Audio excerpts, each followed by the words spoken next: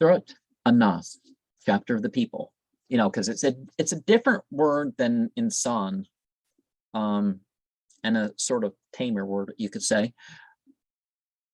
In the name of Allah, the merciful, the compassionate, say I take refuge with the Lord of the people, the King of the people, the God of the people, from the evil of the whispering, the lurking, which whispers in the breasts of the people of jinn and men. Now, see, one of the things about that is that, see, you put God as, you accept God in the main and biggest roles, right?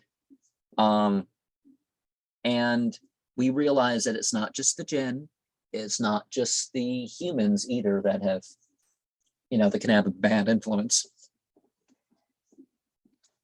And the influence reaches to the depth of us.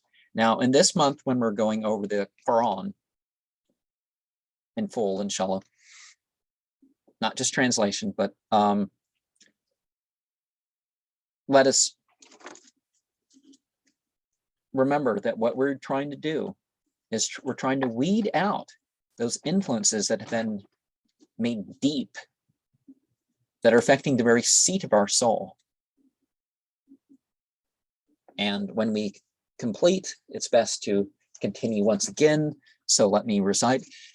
Bismillah ar-Rahman ar-Rahim. Alhamdulillah Rabbil Alameen ar-Rahman ar-Rahim Malik Yawmiddin Iyyaka na'budu wa iyyaka nasta'in ihdinas siratal mustaqim siratal ladzina an'amta alaihim ghayril maghdubi alaihim waladdallin.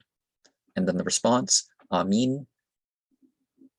Alif Lam Mim Zalikal Kitab La Rayba Fihi Hudan lil Muttaqin.